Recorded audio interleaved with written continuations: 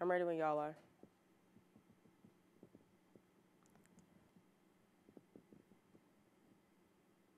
Good evening. I'm Simone Floyd. Thank you for joining us for WVUA 23 News.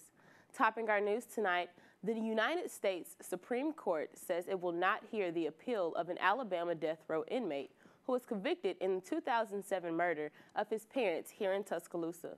46-year-old James Scott Largan was sentenced to death by a Tuscaloosa judge back in 2009 for his capital murder conviction and the death of his parents. The couple were both shot with a .22 caliber rifle at close range.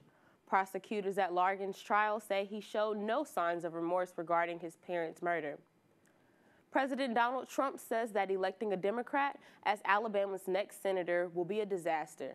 The president says that it is important for Republicans to maintain control of the Alabama Senate seat to continue trying to push his agenda through Congress. Democrat Doug Jones and Republican Roy Moore will face off in a special election on December 12th. Roy Moore's campaign has been troubled by claims from several women that he made inappropriate advances towards them when they were teenagers.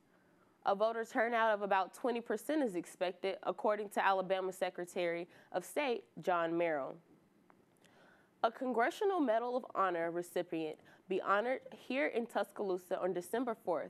Retired Army Captain Mike Rose earned his medal for heroism as a combat medic during a dangerous and secret mission in Laos in 1970. Rose, who was 22 years old at the time, saved the lives of 60 wounded personnel during 4 days of intensive fighting. Rose received the Medal of Honor from President Donald Trump at the White House ceremony on October 23rd. Rose will be honored at a luncheon at the Tuscaloosa River Market on Jack Warner Parkway. Alabama officials say that the state's unemployment rate is at a historic low. The state's preliminary seasonally adjusted October unemployment rate is 3.6%. 1 year ago, the state's jobless rate was 6.1%. Only two counties, Clark and Wilcox, have an unemployment rate of 6.5 or more.